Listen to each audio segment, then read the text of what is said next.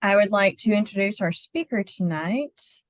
Mr. David Hillick is an extension specialist in the Department of Horticulture and Landscape Architecture, and he's going to be speaking to us tonight about first fall gardening and then about a little bit about trees and getting them established, and then we'll have some time for some questions.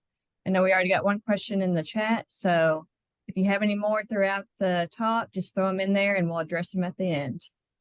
David, whenever you're ready. Okay, great. Well, glad to see everyone. Glad to be here. And so I am the consumer horticulturist. So I focus from the homeowner level, or from, we're not talking commercial large scale. I know a lot of you are probably small farms. Hopefully some of the things we talk about might be helpful for you though. But we're gonna again talk about fall gardening.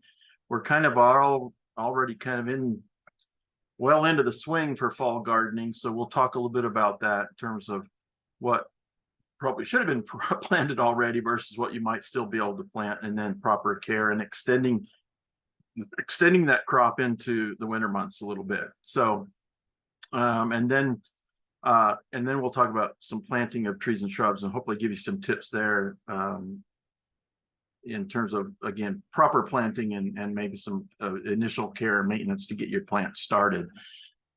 If you have questions,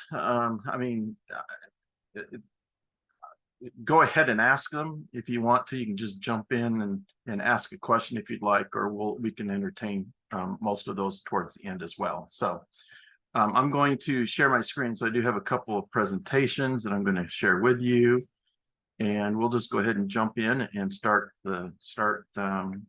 talking about these topics. So, all right. Hopefully you can all see a slide that says fall gardening preparations. So so the first one is, if there's anything good about Oklahoma's climate, it can sometimes be, the summers can seem a little long and hot, but we do actually get 3 nice seasons generally, or we can have 3 nice growing seasons. Where if you go further north, they don't, further north you get the shorter and the less options they have in terms of growing options. So we do have the opportunity to grow in the spring, and of course our summer, and then of course we're focusing on the fall right now. So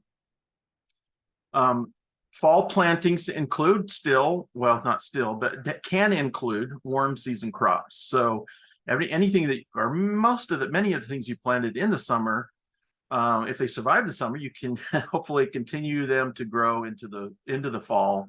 But you can also plant again in July, August, to get some of those plants established and harvest them before the freezes, the first freezes and frosts that come in.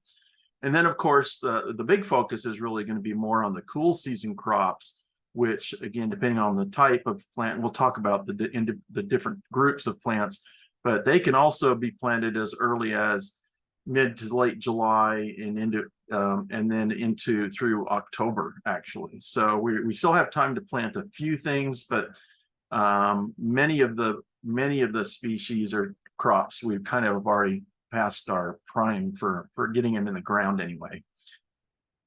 So again, warm season crops, most of our warm season crops are going to be those that produce fruits. So fruiting types like the solanaceous group, which includes the tomatoes and the potatoes and peppers and eggplant and things like that. Tomatillos, those are all solanaceous. They need warm air temperatures as well as warm soil temperatures for them to really perform well. And then we have, and then also the cucurbits. So they are fruiting types of plants as well. So just about any of your gourds, those are considered warm season crops. They typically need a little bit longer of a growing period in those warm temperatures to do well. And then most of our beans would be also considered warm season crops. So our cool season includes the brassicas. So your cauliflower, your kale, your cabbage, broccoli, rutabagas. So those are things that are considered cool season, but they do need a little extra time to get established. So they probably should have already been planted. If you want to really get a good harvest out of them by our frost and freezes. And they're already talking about some chilly temperatures coming up this weekend. So we're looking at mid to lower 40s as a high or as a low over the weekend is what I saw recently. So that's I'm welcoming the nice chilly cool temperatures, but if you're trying to extend or grow some crops, you might need to be ready to protect some of those plants this weekend. And then all of our leafy greens, these are considered our cool season crops. So the lettuce, the spinach, the Swiss chard, things like that. And then our root crops, so carrots and potatoes, radishes, beets, things like that would also be considered cool season, and including some of our peas. This also cool season crops are considered in the onion group, basically the allium group. So onions and garlic and things like that can be planted now. And harvest. These are generally going to be harvested next year, but most of these you can plant this fall. So I want to point out that we do have a fact sheet. This is it's designated as HLA 6009. This is our fall gardening fact sheet, and gives you tips about fall gardening. So, and mostly the most important thing is these tables here. So this gives you an idea of when to plant and in what method of planting. So again, here's our these would be our warm season crops, so our tender crops that can be damaged by a freeze or a frost. And so you can see here that we should have already planted most of these, especially if you're going to start them from seed, that you definitely had to give them a little bit longer period, or started them quite a while ago. As transplants, in some cases, we can, maybe get away with planting them a little bit later. But you can see most of these need July, August plantings in order to be ready to harvest before our freezes and our frosts. Okay. And then we have our cool season crops. And again, you can see that some of them, like the brassicas, the broccoli, Brussels sprouts, things like that, they should have been planted also over a month ago, in order to give them time to, they take longer to harvest or to mature. And so they should have already been in the ground. But you can see we still have some opportunities to, like the garlic, mustard, like I say, most of those leafy and root types of crops, radishes, we could probably still get some rutabagas if it says seed, starting it from seed. If you can find transplants still in some of the garden centers, or if you've already started, if you've happened to started them yourself indoors, then you could probably still get these in the ground, many of these, in order and get a harvest before our freezes come. So these are good charts to refer to and give you an opportunity to determine what's going to work best for you. But right now, like I say, we've kind of passed the prime for most of our crops. But for things like radishes, they germinate really quickly, and harvest and mature quickly. And most of our leafy vegetables like leaf lettuce and spinach and things like that, you can also probably still get in the ground, especially if you can find transplants. And some of these like spinach, will actually even tolerate some light frost and early light freezes, and still get a harvest out of them. So the challenges in fall gardening in general, if we're talking about it from the start, is we're still in the middle of summer, middle to late summer, and conditions during that time are hot, right?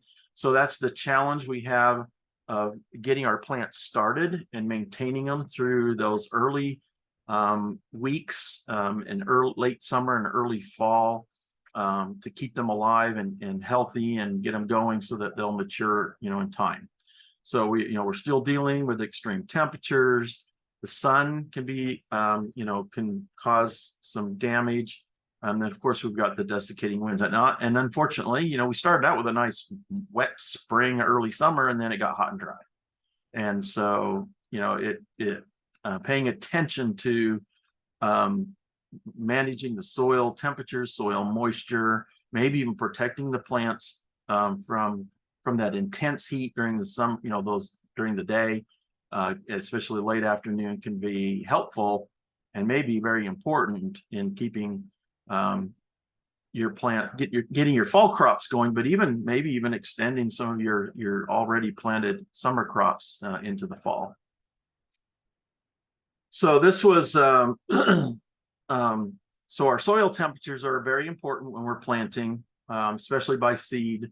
And you can see here, these are the temperature range that some of the common crops that we grow appreciate. So spinach, anywhere from 35 degrees up to 90 degrees. Lettuce, 50 to 80 degrees. Cowpea, squash, they're best above 70. And usually most of our warm season crops are going to be, above 70 into 80. I think a good medium is probably around 70. 65 to 70 degrees is often pretty good for a wide variety of plants. And if you're familiar with the Mesonet the Mesonet system, the website, you can go on and you can monitor and check to see what soil temperatures are, soil moisture is, all kinds of weather data that's collected from all of the weather stations. There's over 100 of them throughout the state. So you can find the one that's closest to you. You can see here, this was taken on, this was the map from July 19th of this month. And you can see this is at 4 inches deep. The soil temperature here in Stillwater was 81 degrees. So that's the beginning of our planting season for the fall. And it's in the range for most, maybe still a little too hot for some of our cool season crops. So you probably would want to wait a little bit or take certain steps to help maybe cool those soil temperatures down. I took this map, looked at this map this morning. So this is as of this morning at 8 o'clock. You can see that the temperatures are about 10 degrees cooler in some instances, 5 to 10 degrees cooler across the state compared to, back in July. So we're right now, we're in a good temperature range. This was at 2 inches deep. If you looked at the 4-inch deep, it really wasn't much different. So those temperatures were pretty similar even at 4 inches deep, but that's a good temperature range. This is great for plants, roots to grow, milder temperatures, milder soil temperatures, milder weather, air temperatures is very helpful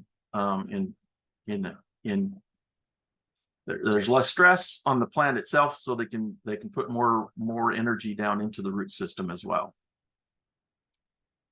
So I mentioned some of the ways that you can address the heat, in the early part of the fall planting season, is to provide some shade.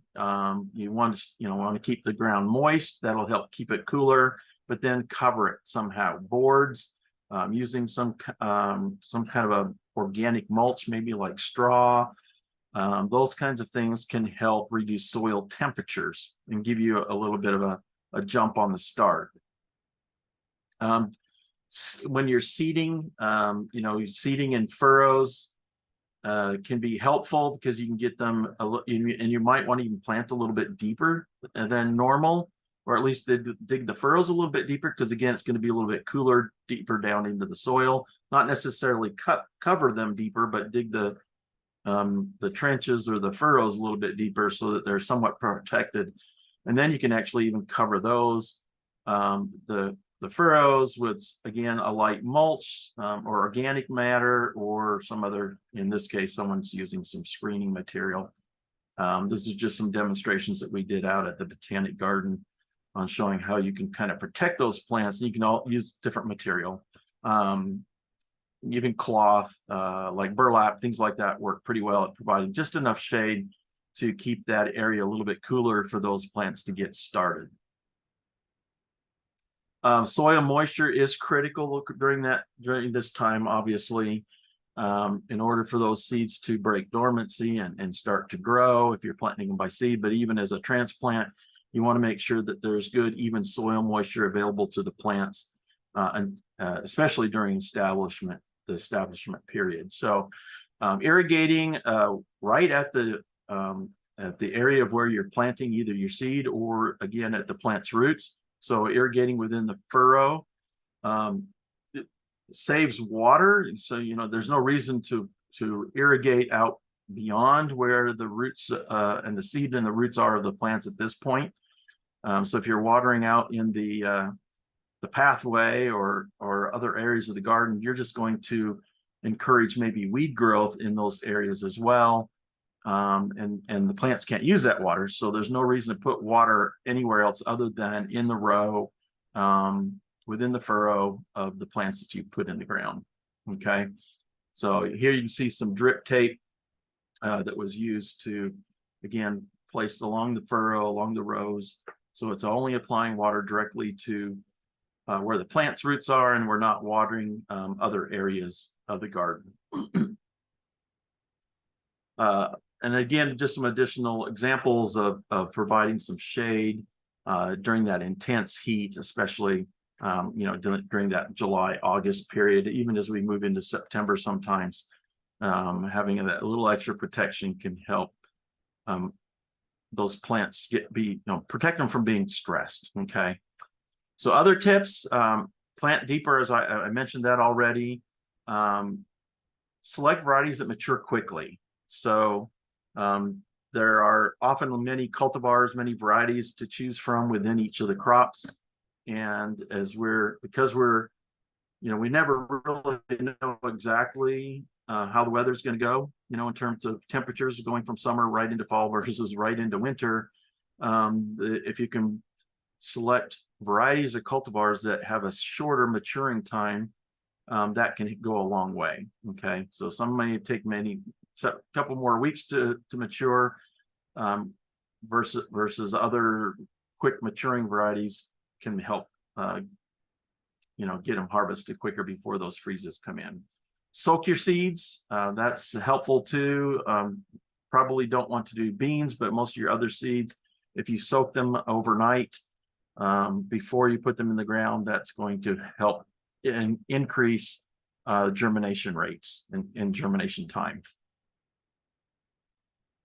So one of our challenges, of course, is finding sources of the varieties that you like and what you want to grow. And so unfortunately, this time of year, there's typically not a lot of transplants available. There's some nurseries that will carry them because they know that this is a good time to plant them. But you're not going to have as much of a selection than if you go online and either start, by seed, or maybe you might even be able to find some transplants online as well. And then, of course, the pests. So even if hopefully you'll be successful in getting your plants started, whether they be by transplant or by seed. But we're in the middle of the growing season and the pests are already out there. So you have to pay particular attention to your new crops to make sure that you're controlling those pests. Where, in the springtime, sometimes we can get plants in the ground, get them going and even somewhat mature before the pests arrive. And that can be a benefit there in that early crop in the summertime. But now we're planting in the fall, all those pests are probably already around and hanging out and looking for something to attack. So you need to keep track of those and be prepared to control them in whatever method works best for you. So we've got, let's say we started a crop and now we're getting closer to harvest time. So our harvest windows again can be that varies from crop to crop.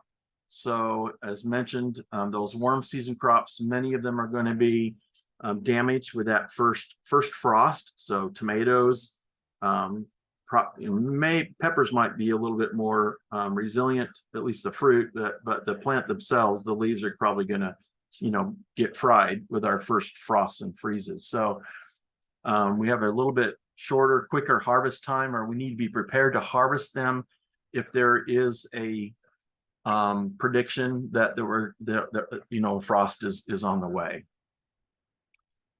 Some, like the gourds, many of the gourds, like the pumpkins and winter squash, that's okay. We can leave them. They'll tolerate the first frosts and freezes, and you can leave them out in the field or in the garden, for a little while. It'll kill the foliage, the plant itself, but the fruit itself should be pretty tough and able to withstand that for a little while. Some plants can be harvested as a whole plant, like peppers, and then being hung up to dry. Our cool season crops, so you're going to get probably just a single harvest out of your broccoli and cauliflower, that group of plants in the fall, where actually we planted some broccoli and cauliflower as a spring planting out at our student farm here on campus early this year, and they were actually harvesting it for quite a while, and we donated it to our local food bank here. But with it being the fall, they'll tolerate a light frost, but you're probably only going to get a single harvest out of them. Some that survive that light frost in terms of cool season crops, of course, would be the lettuce. Spinach is actually pretty tough and can go into even some hard freezes or some lighter freezes. So some crops improve with a little bit of frost. So like kale, Brussels sprouts, horseradish, parsnip, and turnip. Some of our root crops, such as radish, carrots, beets, potatoes, etc., they can be stored in place in the ground. They can leave them in the ground. You can mulch over the top of them, or you can store them indoors. So I mentioned that there's a few that will you can often extend into the season with a little bit of protection. Like spinach and kale, using something like this Remay cloth. We'll talk a little bit more about that. So we have an opportunity to extend a lot of our crops into the winter. So you can see there's snow on the ground, it's cold, but we can use those cold frames, hoop houses, tunnels, row covers to extend that growing season. So plants that do well in a hoop house or a cold frame would be like, again, the leafy crops, onions, radishes, etc. You can use just about anything you want. There's lots of different options. You can use recycle or repurposed material. These are windows with some timber that they use to create a cold frame.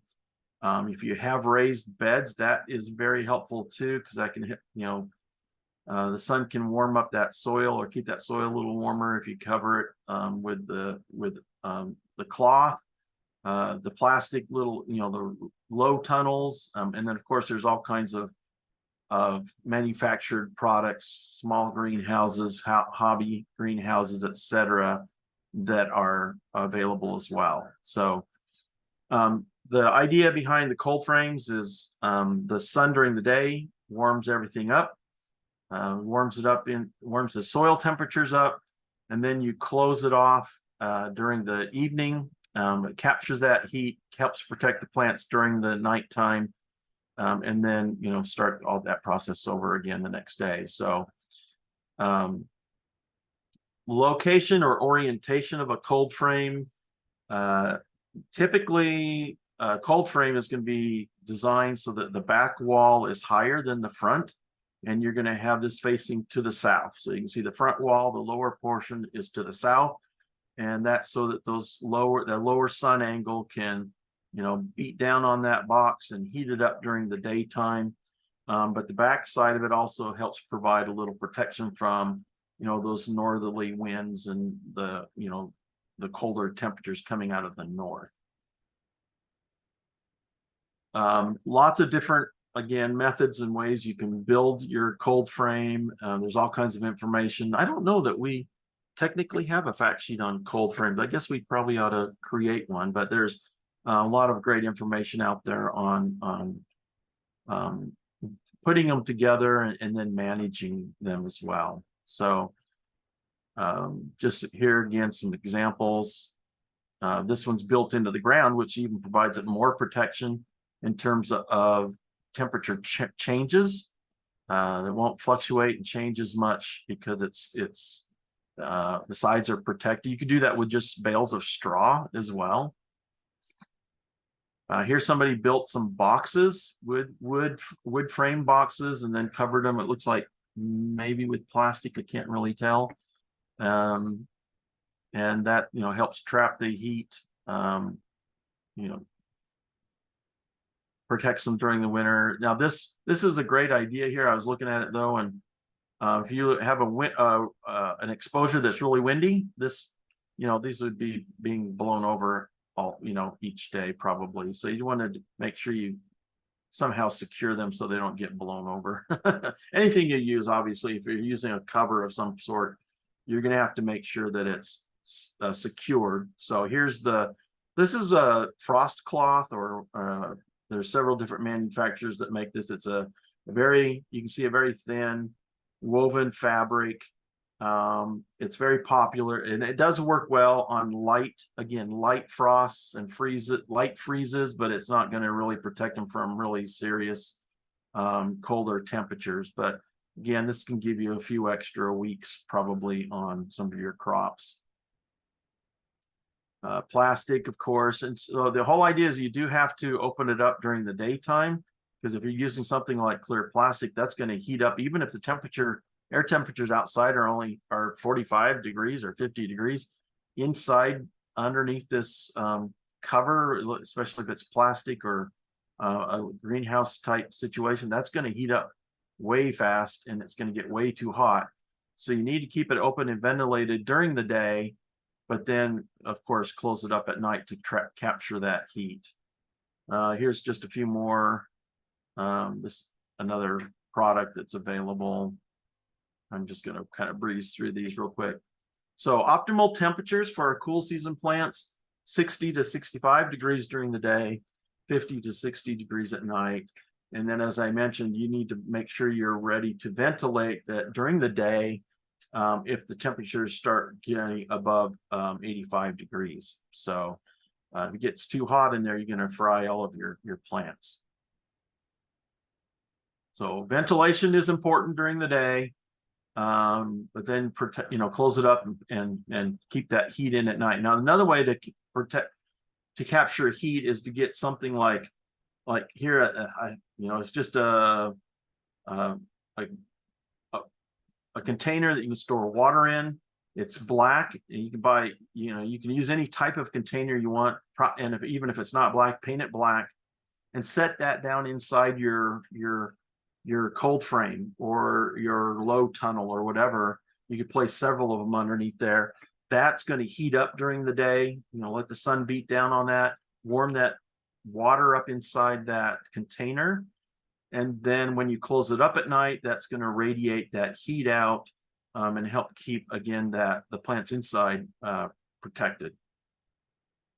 So other examples of insulation: someone was just using some old blankets. You can use old carpet remnants, things like that, just to help kind of protect them from those cold temperatures. All right. If you're not doing a fall garden, or if you get done with it and it's time to kind of clean up the garden, sanitation is so important. This is the end of the growing season. This helps eliminate a lot of pest problems the next year. So remove debris. If you want to take it and throw it in the compost pile, great. In some cases, depending on what the pests, if you've had pests that season, it kind of depends on what they are. Sometimes you can turn that debris over into the soil. break it, let it break down over the winter months, and that'll help destroy some of the some of the problems, but it also adds organic matter back to your to your soil as well. But cleaning up, removing weeds, removing the infected material. Normally, I would say we don't, if it's been a disease, infected with disease, typically we don't encourage people to take that material and throw it in the compost pile, because most homeowners don't manage their compost pile in a way that it would kill the organisms, the pests. So normally we would say if you have a really heavy infestation of a fungal disease or something like that, it's probably best just to remove that material completely and toss it, burn it, get rid of it, rather than throwing it into the compost pile. A lot of pests can be killed in a compost pile if it's managed properly, but that means you've got to manage those temperatures at 150 to 180 degrees. You need to turn it frequently, keep it moist, and so that you get a really complete decomposition of the material. If you don't do that, then there's a good chance you're going to just carry those disease organisms over into your garden again the next year. I'm going to skip over that. Soil preparation. Now is a good time. If you're done with your growing season, or if you will be soon, this is a good time to take another soil test if you haven't done one for a little while. Get an idea if there's a need for additional nutrients.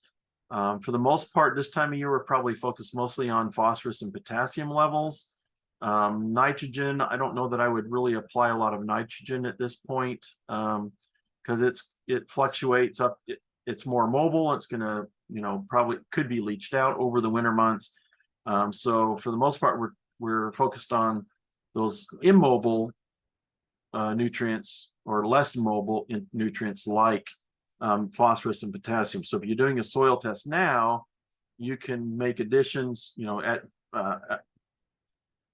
add the necessary nutrients that are, and you can also adjust pH if you need to. So now's a good time to do that. Green manures, or basically cover crops, can help as well if you've again had problems with maybe certain pests or certain weeds, or you have that opportunity to kind of rotate.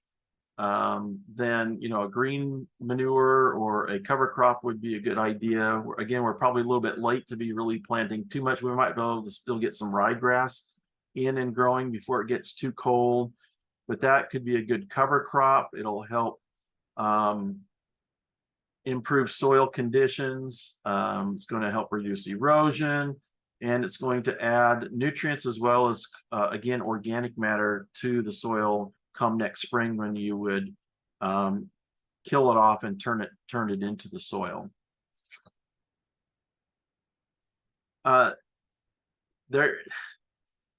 Tillage in the fall. So I mean, this is not something that everybody's going to do. There is the concept of no tilling to reduce disturbance to the soil, to help keep it nice and healthy. But there may be some benefits to doing some fall or winter tillage. This can help break up, heavier soils by, going ahead and tilling it, and then over the winter months, the freezing and thawing, it will help break up that heavier soil. You can also help reduce maybe some soil pests. It brings them up closer to the soil surface, exposes them to the winter temperatures, and helps keep them a little bit under control as well. So record keeping, you probably, if you guys have been gardening for a while, you're hopefully doing this, but keeping track of what works and what doesn't, how things have responded to certain cultural practices, management strategies, things like that. Can all be very helpful in your planning for next year. So hopefully you've been keeping records of what you've done and what worked and what hasn't worked. we have a lot of excellent resources. So all of our OSU publications are online. Here's the website here, extension.okstate.edu, fact sheets. You can, just Google OSU fact sheets as well, and they should pop up. This is a great booklet or book that we have that's available through our department. So here's the information here. You can go to this website, or you can contact Stephanie or someone in our main office here and request it. It's $15. But this is a great publication. It provides information about it's kind of bulleted information, but it's really great. It goes through each crop, each of the common crops, fruits, vegetables, and nuts. And it gives information about transplanting, or establishment, like soil temperatures, moisture.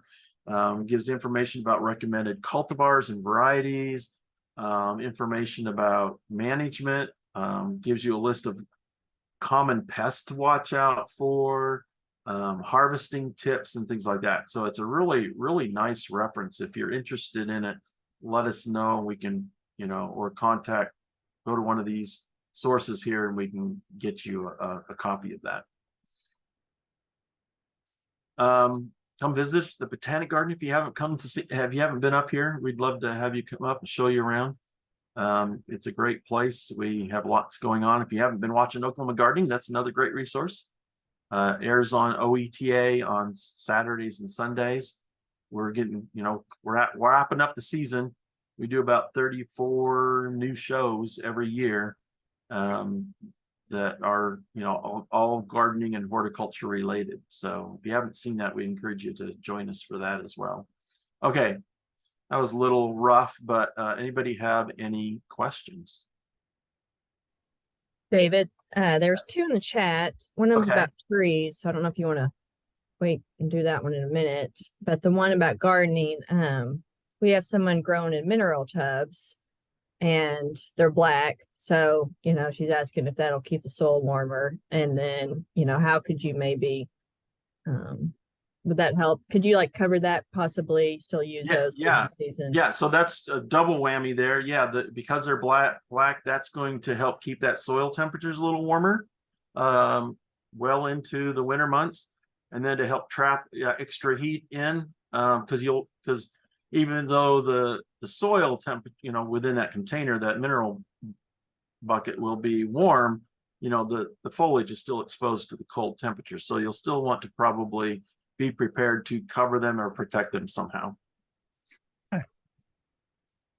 And then just the question about trees was, they have some fruit trees and they were having some problems with some grasshoppers. So I don't know if you want to address that when you're with your next talk, or grasshoppers, that's a tough one. That's just really a tough one because they're so migrant, they're so mobile that even if you apply something or spray them, most of them are going to be contact type of insecticides. You want to go, there are some natural, what is it called? I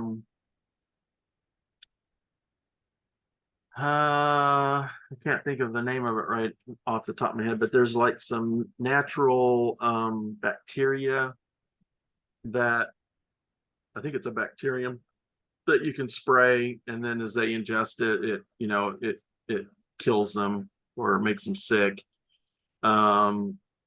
So there's things or it may even be a fungus, I can't remember, but there's some products like that they're considered a little bit more on the organic side of it, and safer to use in terms of the environment. But grasshoppers, just in general, their populations fluctuate so much too, from year to year, from site to site. So you may have problems with them this year, and next year you may not have any problems with grasshoppers.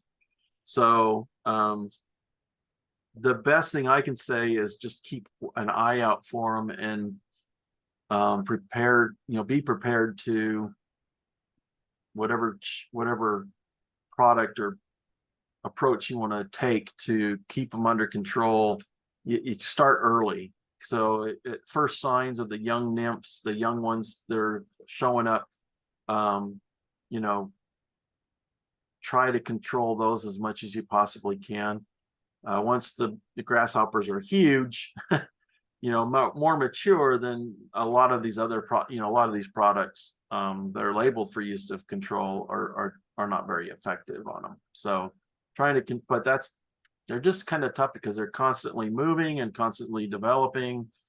If you only have a few fruit trees and they're small, you might be able to cover them with something to protect them during, you know, during maybe the biggest migration period. I don't know. That's kind of a tough one. When you're talking about something like an orchard, I'd have to research that some more. I'm not the fruit person, but I'd have to look into that a little bit more in terms of grasshopper management. So it's just a little bit of a challenge because they're so mobile, and most of your sprays or the products that you use are contact or have to be ingested by the grasshopper. So they are only effective on the ones that are there at the time, and then, you know, weeks later there could be another, you know, more moving in, flying in. So managing the area around the outer borders of the garden or orchard area by mowing down and keeping weeds and grasses low can help sometimes slow them down a little bit. They like the higher grasses and the weeds and things like that. So I don't know if that helps any, but Thank you, David. I think that's all the questions for now, unless anybody has any more. Okay. So if you okay. want to start the next section. All right. Well, let's talk about trees. This is more my baby. I'm more of an ornamental guy than I am the edible guy. But let's talk about some trees. And I'm gonna try not to bore you too much. I'm just trying to give you some basic stuff to help you. And most of what we're going to talk about is going to be geared mostly for ornamental trees and shrubs.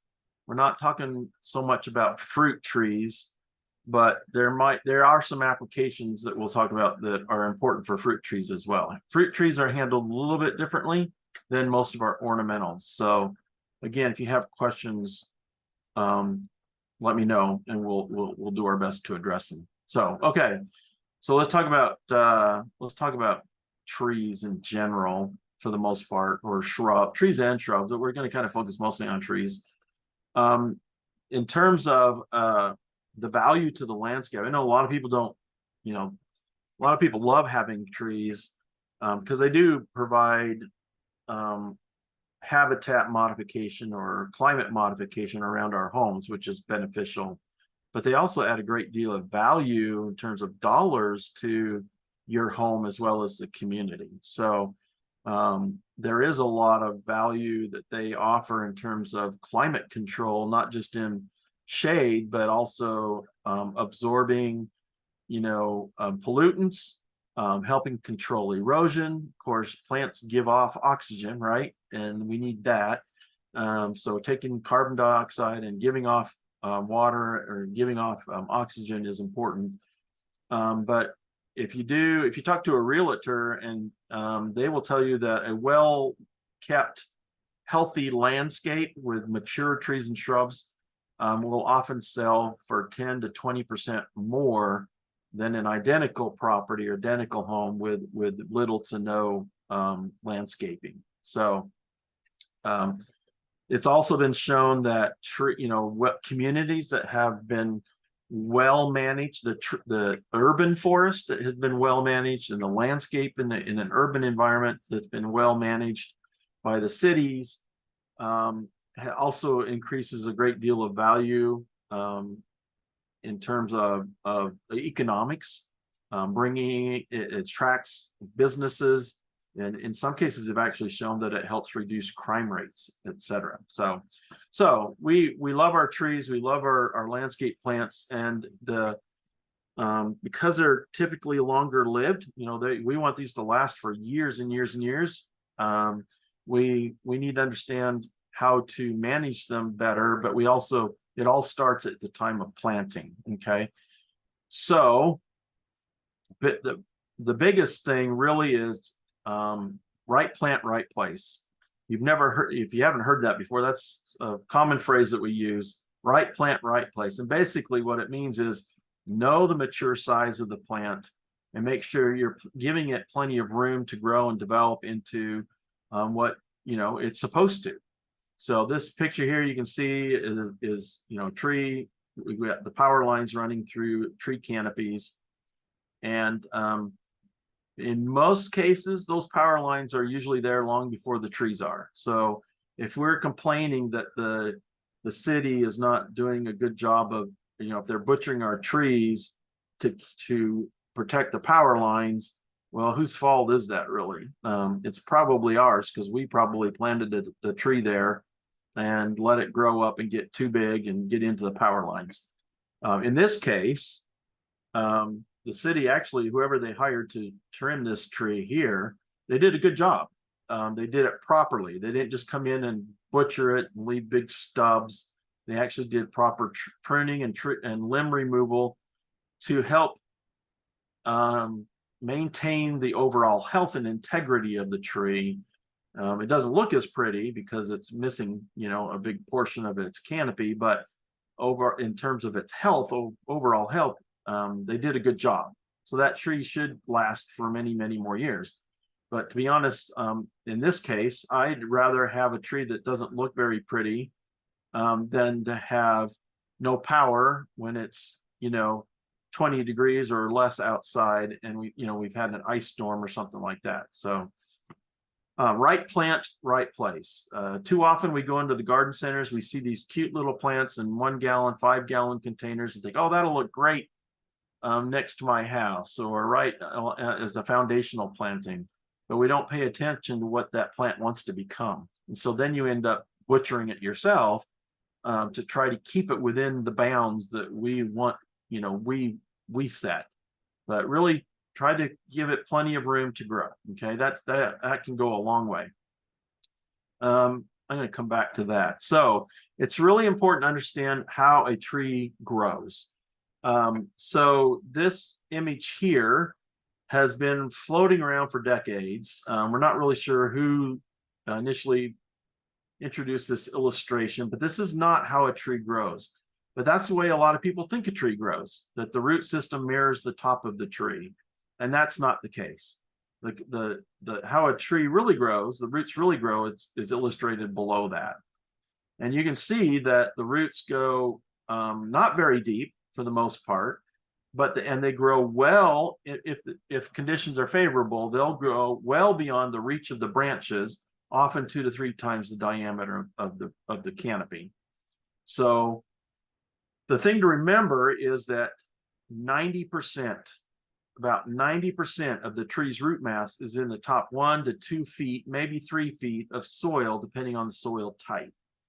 And the reason for that is the roots, this mass of roots, are tiny microscopic little root hairs. We call them root hairs, and those are the roots that are responsible for taking up water and nutrients, and they need oxygen to grow.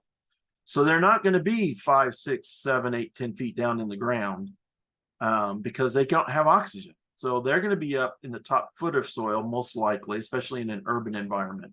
So what does that tell us about how we plant a tree, how we prepare the site, and how we manage a tree at maturity? You probably don't want to be driving your cars over this area here, because you're going to be compacting the soil, which can lead to root damage, which can cause stress to the plant. Okay, and when we irrigate, we shouldn't put a sprinkler right here at the base of the trunk and water the base of the tree. We need to be watering that whole area where we expect the roots to extend to. Okay, hopefully that helps. When to plant? Really, right now is the best time to plant. Most of our ornamental shade trees and shrubs. So just like our fall crops, we're going into less stressful conditions. Air temperatures are starting to cool off. Soil temperatures are starting to cool off. If we're lucky, we're getting some fall rains, some fall rainfall, and all of that can be very, very helpful in getting a plant established. The thing to remember too is roots will continue to grow in the soil as long as the soil temperatures are above 40 degrees. So haven't looked really at the average soil temperatures based off of Mesonet over the winter months, but that means, you know, these roots will continue to grow well into the early winter months, maybe even well into midwinter, as long as those soil temperatures are above 40 degrees, which means that if you plant a tree now, by the time the heat hits next summer, you hopefully already have an established plant. Versus if you plant in the spring, March, April, May, and then we jump right into summer, they don't have a good strong root system yet. And so you're gonna have to be more careful. You're gonna have to pay more attention to them to help get them through the summer. So that's why it's a great time to plant them right now. Less stress, less transpiration going on. Energy is being redirected down to the root system. So you get a stronger, larger root system that will be able to support the plant through the next growing season. Okay, in terms of planting a tree or a shrub, if you're just planting one plant and you're just planting it out, you know, in your landscape somewhere, you're going to dig a hole, and the whole idea is to dig the hole no deeper than the depth of the root ball, but you want it to grow 2 to 3 times. You want to dig or loosen up that soil 2 to 3 times the diameter of the root ball. So the reason again, so those roots are going to grow horizontally, vertically away from the root ball. They're not going to be growing really deep into the ground. Most trees don't develop tap roots, and even some that do, they lose those over time. The primary roots, the big large roots that we see, and those that might be kind of tap roots, those are primarily storage organs and primarily anchor and support systems. Okay, they're not the ones that are responsible for taking up the water and the nutrients. They are there to help support the tree and help move the nutrients up and down the tree. Okay, so when we prepare the hole, we want the root ball to sit on solid ground, not hard compacted ground, but it's firm, solid ground. And then we want to loosen up the soil around that so that as the roots begin to break away from or grow away from the root ball, it's easy for them to do that. Okay. So these are examples of what not to do. So this was a street planting. They came in and they removed the concrete. They're digging a hole, and you can see that hole isn't much bigger than that root ball. That root ball is barely going to fit into this area here. And the chances of that tree surviving is very, very minimal. First of all, the roots probably aren't going to want to grow outside of that space. Besides the fact that the soil underneath that concrete, the sidewalks in the street, are not really ideal conditions for roots to grow into anyway. And then you can see here, this was a raised planter in a parking lot. And you can see all this debris, asphalt, rocks, brick, junk that's been thrown down in the bottom of this hole or left at the bottom of this planting area. And now they're going to bring the tree in, they're going to set it on top of that, bring some topsoil in, and again, we're going to expect that tree to grow and survive. Not going to happen. So here's an aftermath of that one, actually. So you can see they actually came in and asphalted the parking lot. Then they came out and dug out, removed the asphalt to build these islands for planting, and then they're setting trees in there, and they're going to expect them to survive. So we want debris free, we want loose soil going horizontally away from the root ball to encourage lateral root growth. And we want we want the root ball up near the surface, at least the top of the root ball, so that it can get the oxygen that it needs. And don't work in soggy, wet soils, of course. That will destroy the structure of the soil, especially in our clay soils. That'll just make it worse. You'll lose pore space. And then again, we're going to end up with suffocating, basically creating a situation where the roots have no oxygen and they can't grow. This was a demonstration that someone did, again, to kind of demonstrate the different mistakes that we often do. And so here we can see that we've got, this was planted way too deep. So when we plant a tree or a shrub, we want to be able to see what we call the root flare. And that's where those main roots are coming off at the base of the trunk and flaring out. We want to be able to see that. That should be at the soil surface or slightly above. If you have a tree that looks like it's growing straight in the, it looks like a telephone pole stuck in the ground, then we probably have some problems. It's probably planted too deep. We want to be able to see that root flare right at the base of the tree. So in this case, you can see they planted it too deep. This is the soil level up here. And then they've got lots of mulch on top of it. And we'll talk about that too. We don't want to do too much mulch. And you need to also make sure you remove the material at the base, the packaging material that the tree came with. Okay. So this is what can happen if we bury it too deep. So way down here is the root flare. Somewhere down here is the root flare. And because this tree was planted too deep and it wasn't getting the oxygen that it needed, it sent out what we call adventitious or latent root shoots or buds further up the trunk. And you can see they just started growing in circles around the trunk. And as that tree continued to grow and mature, those roots became girdling, restrictive roots. And then we end up with things like this, where it's a weak point and all we need is a good windstorm or some event to knock it over. Or in some cases, they'll just strangle the tree and the tree will start stressing out. That's when we get called and say, what's wrong with my tree? Well, it looks like it's got water stress. Well, I water it a lot. Well, let's take a closer look at the base of the tree and see if we can find that root flare and look for girdling and restrictive roots. There are different methods that trees and shrubs are produced with. So we got bare root, we have balled and burlapped. Most popular is probably container grown or potted plants. And then there's also spade dug plants. But these three are probably the most common. And they all have their pros and cons. I'm just going to go through these real quick. Bare root plants, they're cheaper and easier to handle and ship because there's no soil on the root system. So we're talking bare roots. So these are harvested from the field during the dormant season.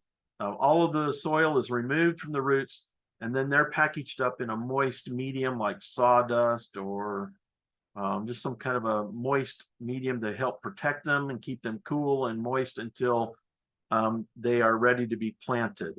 Okay. The disadvantage is that if you don't handle them and handle them properly, they'll be more prone to desiccation. We're restricted to smaller sizes in terms of what we can buy and plant as a bare root plant. It must be dormant at the time of shipping and at the time of planting. And then there are some species that just don't respond well to this type of development. So if you're getting a bare root tree, you can see one here in this picture. It's laying on its side. This is not the way to do it.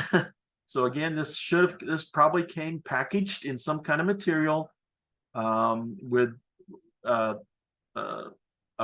bag or paper, some kind of a wrap with some moist sawdust or something material around it. And they've taken it out and laid it down on the ground while they're digging and preparing the hole. Keep the roots packaged up or in a bucket of water until you have that hole all ready to go and you are actually ready to put the tree in the ground. Okay. So you want to protect those roots because exposed to the air like this, those little tiny root hairs, which again are the ones mainly responsible for taking up water and nutrients, they're dead. It doesn't take very long for those to die.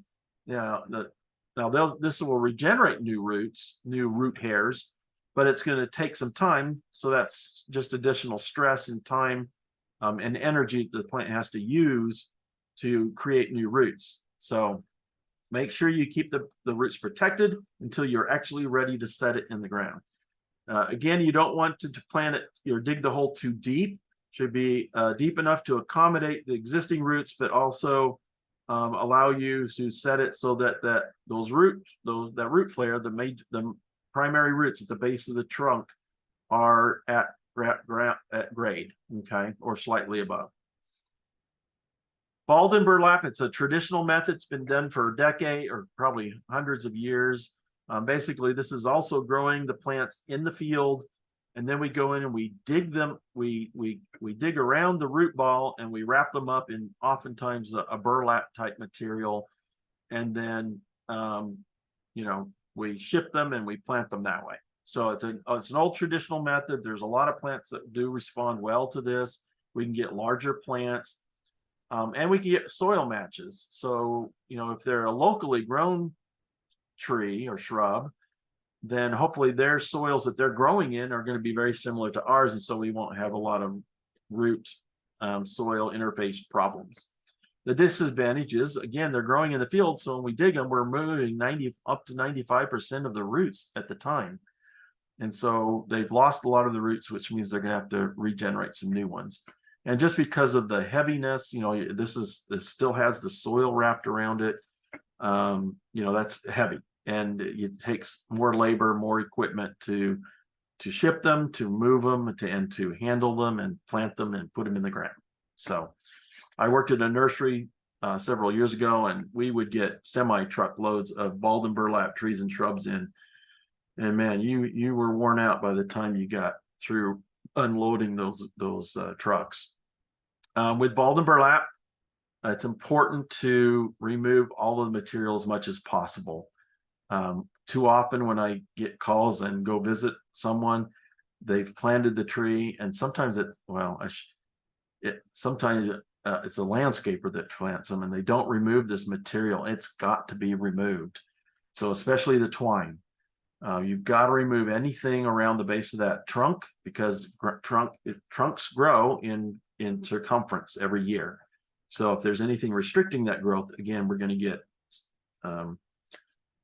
restriction. You're going to get a weak point and basically strangling of the tree. Now, true burlap can be left on the ball, but you do need to remove it from the base and the top and just fold it back or cut it off so that it's completely buried. If it's true burlap, that's going to go ahead and rot, and it's not going to be a problem as the roots begin to grow. But unfortunately, a lot of the growers are using synthetic burlap now, and so that does not rot. And so roots will push their way through, but again, they're going to be restricted and girdled at that entry or that point where they poke through that material. And again, that can cause some stress. So remove all of the debris as much as possible, or all the material that it came packaged with at the time of planting. Here's an example of a tree that was planted in Stillwater. The larger ones will have these wire cages. Again, that's to help keep the root ball intact. That also helps in shipping. I suggest you remove that too.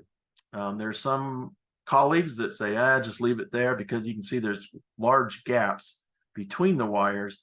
But again, over time, these roots are going to grow and expand and grow in circumference and get larger. And eventually those wires in the ground can be, again, a barrier. So you can see in this case, this is one of the major roots off of that tree. You can see it was cut off out here. This is the outer edge of the root ball. And you can see this root's dead. The bark's fallen off of it. This probably should have been removed, cut back closer to the trunk, and allow new roots to grow then from that new cut, because this is just a dead stub basically. And so rot can move into here and then move back into the trunk. You can see roots that are on the top and circling and growing across the top of the root ball and around the base of the tree. You can see the material this looks like, I don't even think this, I'm not even sure this is synthetic burlap, but at least some kind of a plastic material, poly material that's been left on as well. That's going to, again, inhibit root growth. So these trees are going to be really stressed. Container grown, that's probably the most common form of planting most of our ornamentals anyway, as well as some fruit trees and other fruited plants. The advantages is we are less restricted by the season because pretty much they have their root system, they have all of their roots. And so hopefully we'll have a little bit less transplant shock versus, you know, the other methods which actually remove some of the roots at the time of harvesting. This advantage is we can get those deformed roots that could get caught in the container, they're girdling and circling. So you need to inspect the roots when you plant them. What else? Potting mix, soil interface problems. So all of our potted plants are grown in soilless mixes. So that's a organic material. It's usually ground up bark for the most part, and there may be other materials in there with it. And that's a nice environment for the roots in a pot. But once you get it in the ground, that texture of that organic bark material medium interferes with oxygen and water movement into the native soil, the existing soil.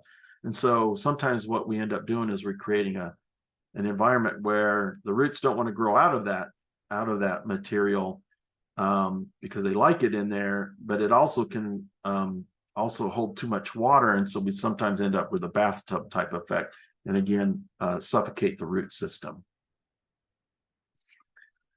Obviously we want to remove the plants from the container when we plant them. Look for this is the time to look for deformed roots and correct those if possible. And so some of our techniques for addressing girdling or circling roots or root bound root systems is a couple of ways to do it. It's just scoring, and then there's some other new techniques that some of the other universities have been testing out a little bit. But here again, you can see some very serious issues with some girdling roots or circling roots. That was because it was left in the container for too long. Here on the right, you can see just this is a plant that there's hardly any potting medium left in here because, again, it's been in the pot for so long that it's just this mass of really fine fibrous roots. And this is going to, be difficult to manage and those roots aren't going to want to grow out of this tight little root ball unless you come through and you score the sides and the bottom of that root ball, break it up a little bit so that it encourages the roots to grow laterally. So basically we're just going to score or cut through the outer edges of the root ball and across the bottom to break up any of those circling roots, to hopefully stimulate new growth that will move out into the soil.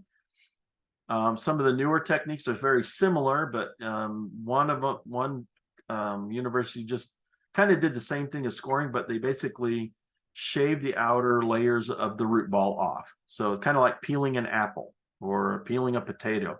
They took about 1/4 of an inch off of all around the sides and across the bottom to remove any of those potential circling roots. And that initiates new root growth from the roots inside the root ball that will hopefully then grow horizontally away from the root ball. And then there's one university that was actually working with bare rooting a containerized plant. So basically they were taking a plant that had been grown in a container throughout its development, and they washed off all of that potting medium, which again is not soil, it's just potting mix. And so now they're handling the tree basically as a bare root tree, and they have found some really good success with that. Now, you would probably not want to do that kind of a method in the middle of the summer, July, because the plant's has leaves on it, and so probably if you wanted to do that, I would do it while the plant is dormant. So treating it just like a bare root tree, basically. Backfilling the hole. This is important. You take the soil that you dug out of the hole and you put it back in. No amendments. Okay. We do not need to amend the soil. We want those roots to get used to the soil that they need to grow in. And so the best thing to do is dig the hole. As you dig the hole and you remove the native soil, you're going to put the native soil back in without any amendments. Simple as that. That's the best way to get that tree or plant initially to adjust to its new environment right away. And then as it grows into that material and then continues to move beyond the initial prepared soil, the roots are used to it, and there's not going to be anything inhibiting or encouraging those roots to stay right there, I guess is what I'm trying to say. If you add too much organic matter, again, those roots are going to like it there, and they're not going to want to branch out and move into the native soil. Fertilizing. We really don't need to fertilize a tree or shrub at the time of planting for the most part.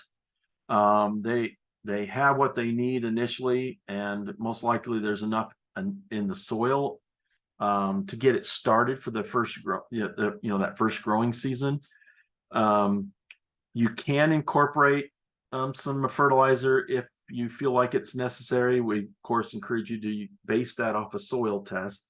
So if a soil test shows that there are possibly some deficiencies, then go ahead and following label directions, incorporate that into the soil, or you can do broadcast once over the top of the root ball once you get it planted.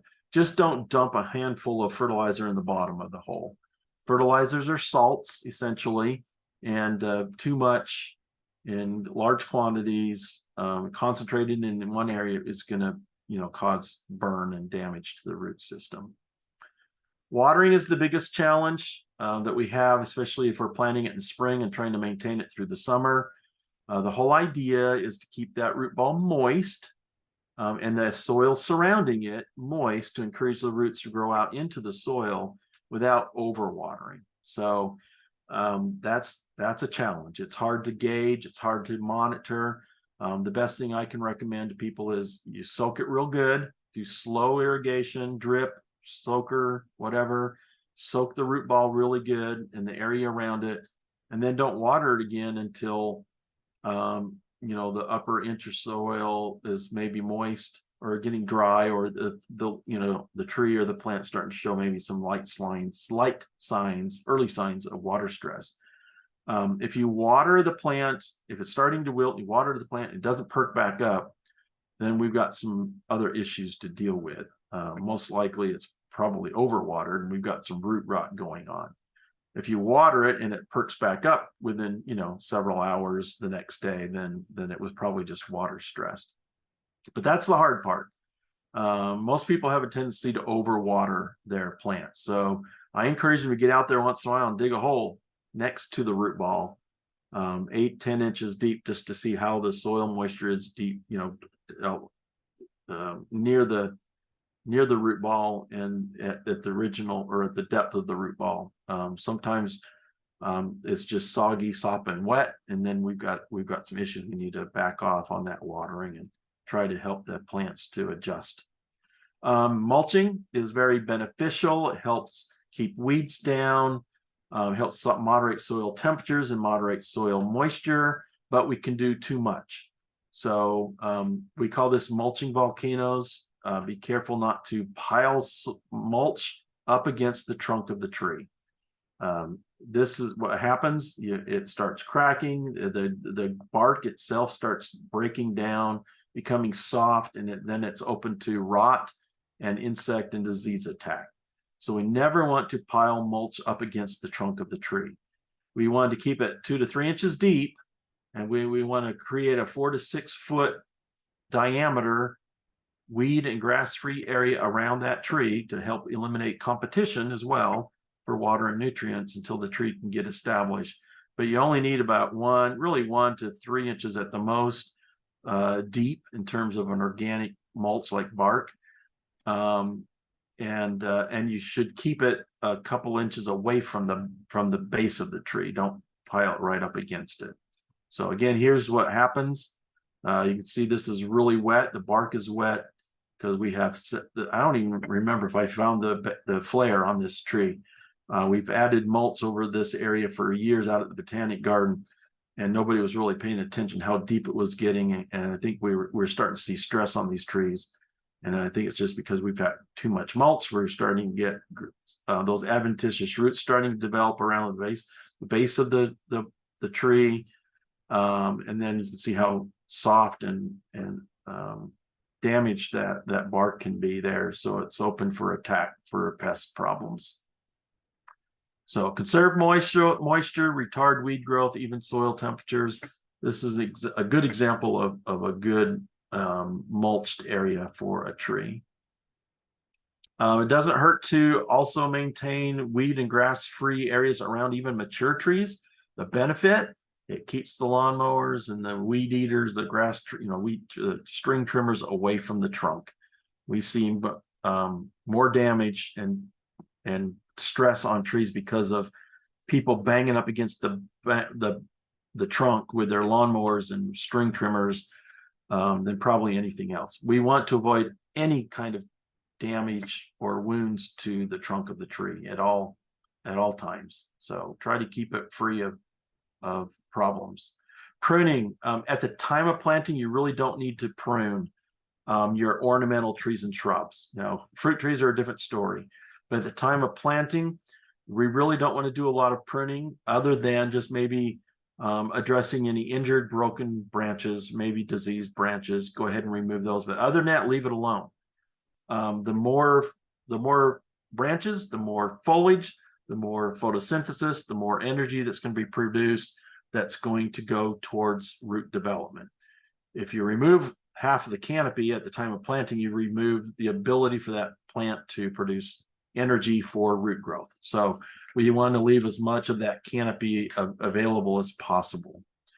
Be careful not, if you're planting a tree and you want to limb it up so that you can walk underneath it someday, don't do it right away. Don't remove all those lower branches too quickly. Do it gradually over several years, over 3 or 4 years anyway, because if you remove too many of those lower branches too quick, that exposes it to the sun, and we can get sunburn on the bark as well. Also, I think while I'm mentioning, showing this picture here, pruning paint is not helpful. It's not necessary, and in most cases, they've shown that it causes more problems than it does any good. So those pruning paints, or whatever you want to call them, are not needed at when pruning. Okay. Staking. Not every tree needs to be staked. The whole purpose of staking is to keep that root ball firm from rolling around in the ground. So if you have a top heavy tree or a tree that's exposed to windy areas, then yes, it's probably going to be a good idea to stake the tree so that the top of the tree is not rocking and rolling and making that root ball roll, rock back and forth in the ground, which is going to inhibit root development. So that's the main purpose of staking a tree. But if you're planting a small tree in a protected area where there's not a lot of strong winds and it doesn't have a really large canopy that's going to be wind resistant, then I wouldn't really worry about staking it, to be honest with you. So it can be beneficial. It can help also keep lawnmowers and weed eaters away from the trunk, which, it can be a plus as well. But there is a wrong way and a right way to stake as well. We don't want it to be too tight. We want the top of the tree to be able to sway a little bit. So even when you're attaching the ties or the material to the tree, you want to allow a little bit of sway because that helps the caliper, the development of the trunk overall. We just don't want it to move so much that the root ball is rocking too much in the ground. And you need to be careful with the material that you use. We don't want to have anything digging in to the trunk as well, which, causing damage. So this is a good example of what not to do. I'll show you the best material here in a second, but using wire, using garden hose, those things that cause direct pressure and rubbing against the trunk or the branches, that does can do too much damage. And then again, you've got a wound that you have to deal with later on down the road. I also want to mention in this picture here, you can see the bamboo stake. This came with the tree. It was put in place probably during their initial training and development of the tree, and it's going to help protect the tree during shipping. But once you get it home, you need to remove this bamboo stake. It serves no purpose once you get it in the ground, especially if you're going to use other staking material. I've seen it where this bamboo stake has been left on, and the tree branches are starting to grow around it. It was restricting development of the trunk and the branches and the limbs. Same thing with this tie. That tie is only stretchy for so long, and then it starts cutting into the bark. So all of that material needs to be removed at the time of planting. This is the preferred method or material used for staking. It's a wider, in this case, it's like a inner tube. It's a rubber material. It's soft. It's wider, so it distributes that pressure over a larger area. So there's less digging and cutting into and damage to the trunk of the tree. I'm almost done. Protecting young new trees. Especially, there are a number of trees when they're young, they have that thin, smooth bark. And we have a huge problem with this in Oklahoma, especially during the winter months when that low winter angle, the low winter sun is beating down on the southwest side of the tree during the day. It kind of breaks, it heats it up too much where it allows moisture to move into the trunk or the bark. Then the sun goes down, it freezes, and it causes it to split and crack. This can be really serious, and this is going to, again, shorten the life of the tree. So, and to avoid that, we can wrap it with some type of material. Some of the more common materials is like this paper craft wrap. I'll show you what that looks like in a second, but so I haven't seen it yet. But someone mentioned that some recent research is showing that paper wrap may not be a good idea because it doesn't breathe as much as it needs to, and so they're starting to see some issues develop underneath this paper craft wrap material. So there are other looser materials that might be preferred, like burlap or some kind of a cloth material, or there's also some plastic guards that are manufactured. The biggest problem, again, you want to put this on probably, we're into October, so late October, November. It's a good idea to go ahead and put this wrapping material on your younger, thin, smooth bark trees. But then be sure to remove it in the springtime when leaves are starting to break bud and the trunk is starting to grow again, because you don't want to restrict the growth of the trunk. It's not mandatory again at all plantings, but it can be very beneficial in a lot of cases. So here's the paper craft wrap. You start at the bottom and you overlap it, kind of a shingle effect up to the first branch, and then secure that. So I'll have to see the research that's saying that this may not be the best method or a good method, but it's a common method and it seems to work for the most part. It's probably better to do that for at least a few months during the winter months than not do anything at all. But here's some other. Well, this is a plastic wrap. It has holes in it, so it allows the breathing to occur and keeps air flowing in there, so we don't get too much moisture trapped in it, but it still provides enough protection for that trunk that it's not freezing and thawing and breaking dormancy and splitting and cracking. Okay, boy, that's it. Hope that was helpful. Anybody have any questions? David, we have one question in the chat. It says, do you have tips for wood burrowing insects on trees, specifically on stumps that they're trying to preserve?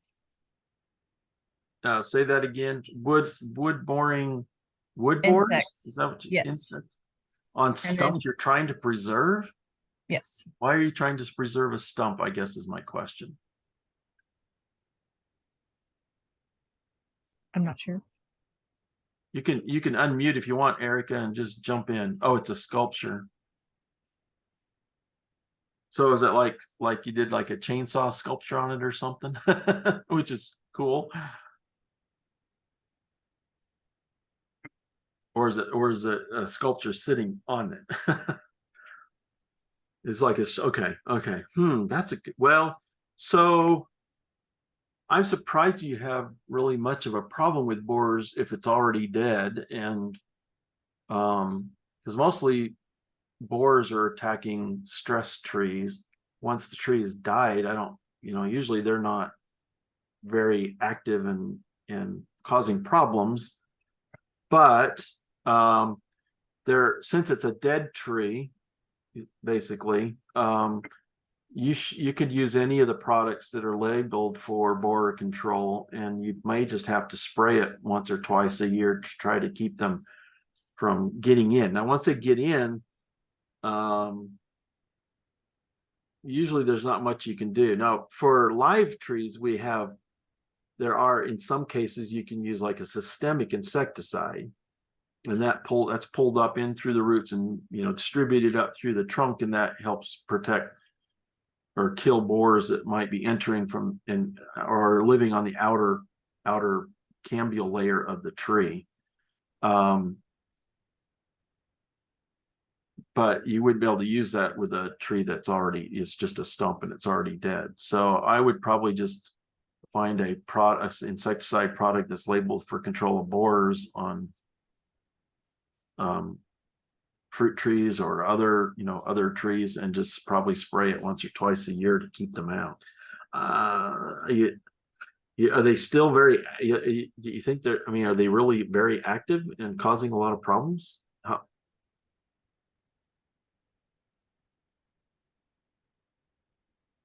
Because I'm wondering what kind of borers we might have to identify them.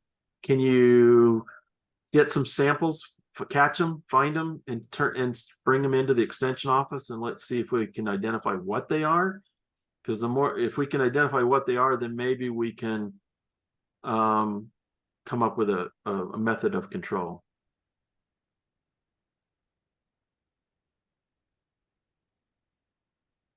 Okay.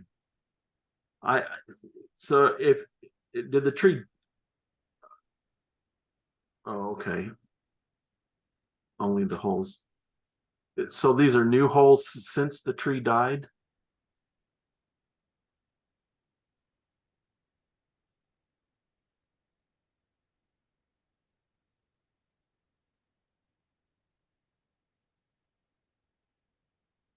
If by chance you can find one, okay, if you can find one, catch it and turn it into the extension office, we can try to identify it and see if there's something we can do to address it. Now, if they're relatively new holes, one thing you can also do is get a wire and stick it in there and jab it around inside it. At first signs of the holes appearing, and hopefully catch them and kill them before they burrow and get too far into the tree. Oh, wow, interesting.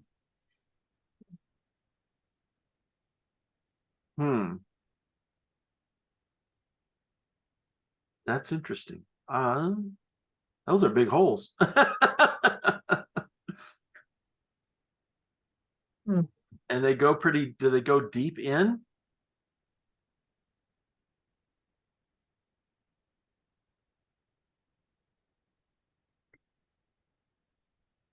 I'm gonna save that picture. Wow, those are almost perfectly round.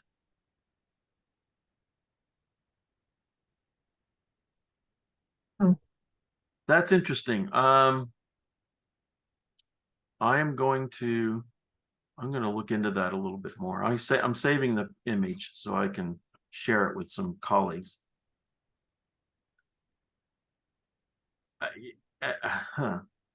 I was thinking maybe like sapsuckers or woodpeckers, but those look like those are pretty deep into the tree, which normally they wouldn't go so deep. All right, let's keep in touch. I'll take those pictures if you can dig down in there or any way. There's no sawdust like, is there sawdust at the base where they're boring in? Send me some more pictures and let's talk and see if we can figure out what's going on. There's lots of different type of boring insects, so. Okay, well, any other questions? I don't see any. Anybody else? Hope that was helpful. Maybe gave you some tools for doing a fall garden or planting